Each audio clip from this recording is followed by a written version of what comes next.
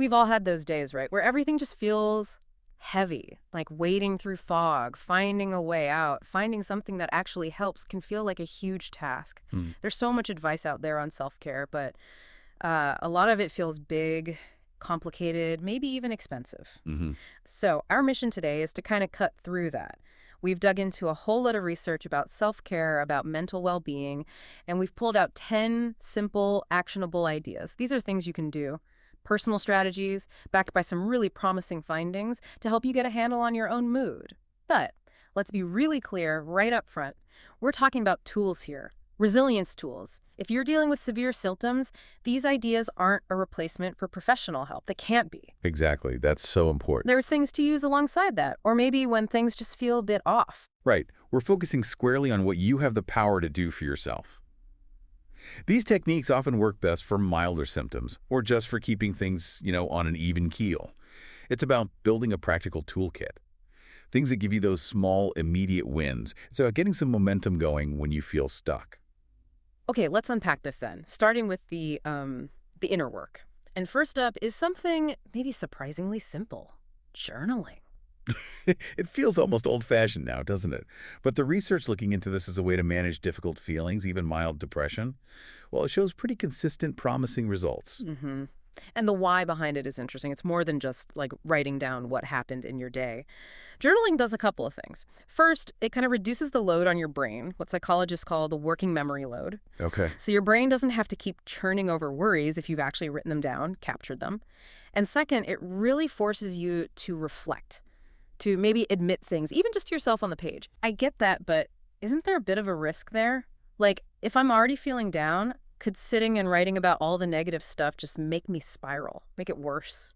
That's a really good point. And yeah, the research does make a distinction. Just going over and over the same negative thought rumination, that's not helpful.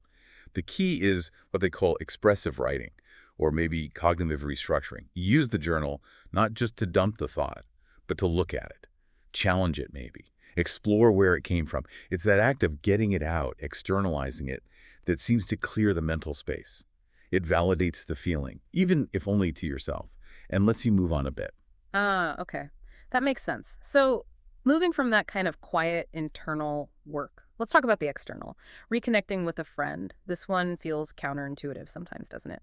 When you feel low, the absolute last thing you often want is to make the effort. Pick up the phone, arrange to meet someone.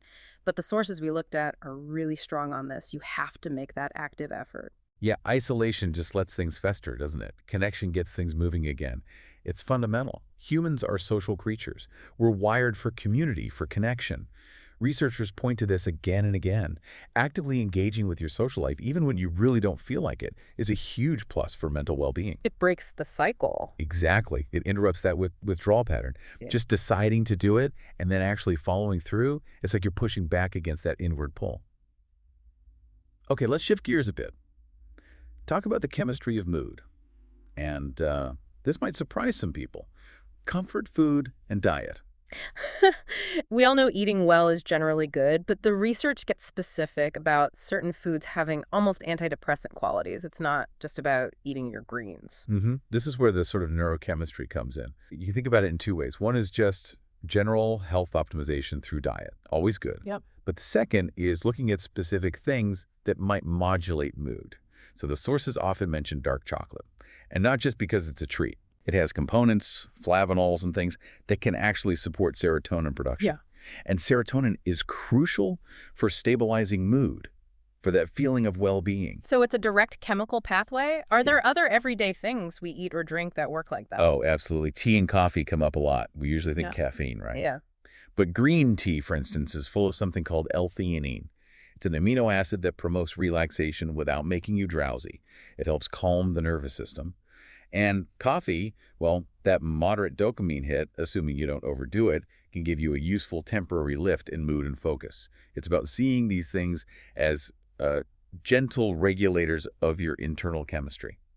Interesting. So following that kind of immediate chemical effect, let's talk about something free and often quite powerful: humor. You know the old saying, laughter is the best medicine? Turns out there's real physiology behind it. Oh, it's an amazing immediate reset.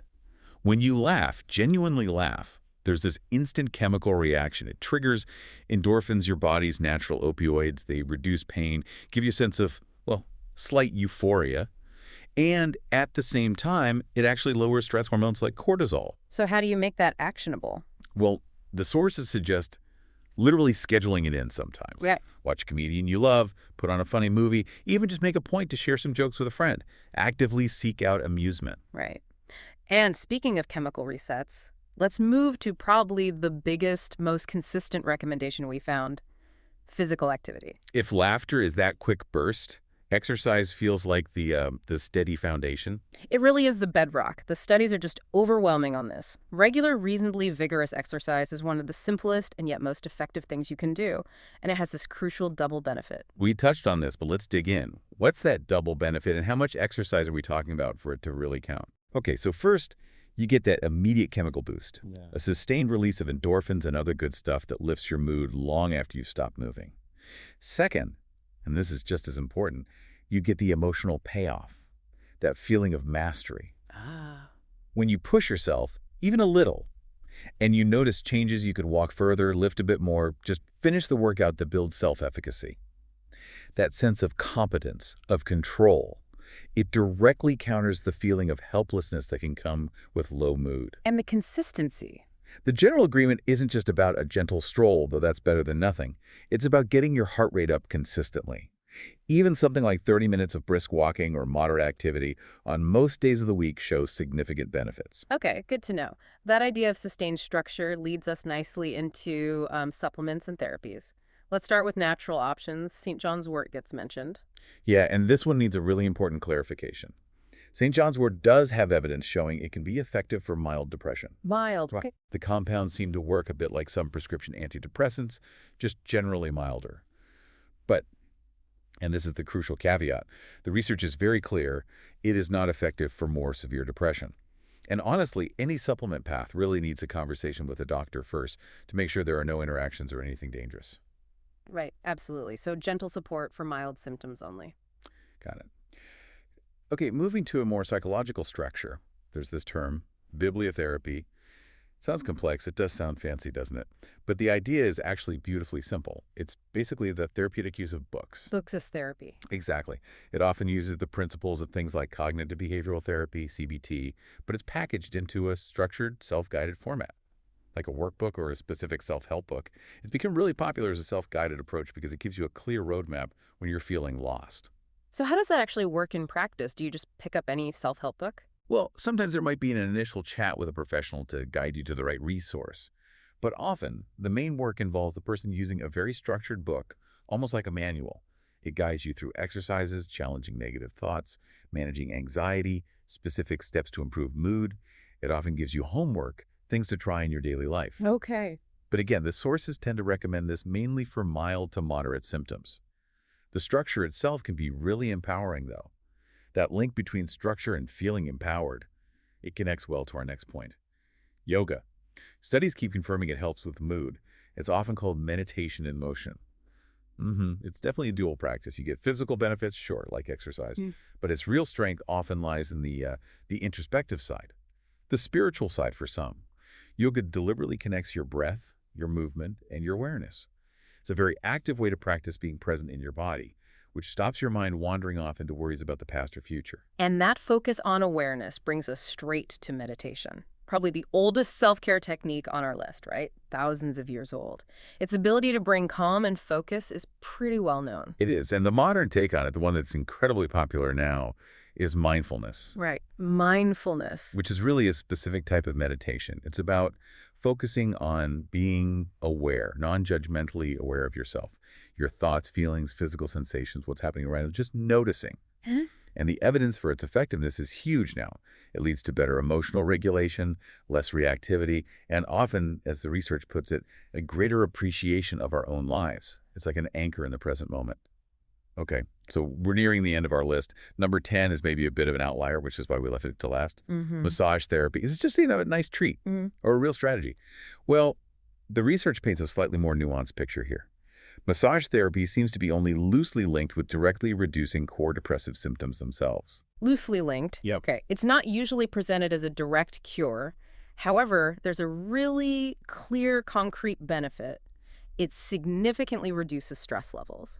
And since we know chronic stress often makes low mood or depression worse, Oh, right. anything that reliably lowers cortisol and physical tension, which a good massage definitely does, is beneficial. It's maybe an indirect path to feeling better, but still a valuable one. A massage is rarely a bad thing, is Yeah, it? definitely not.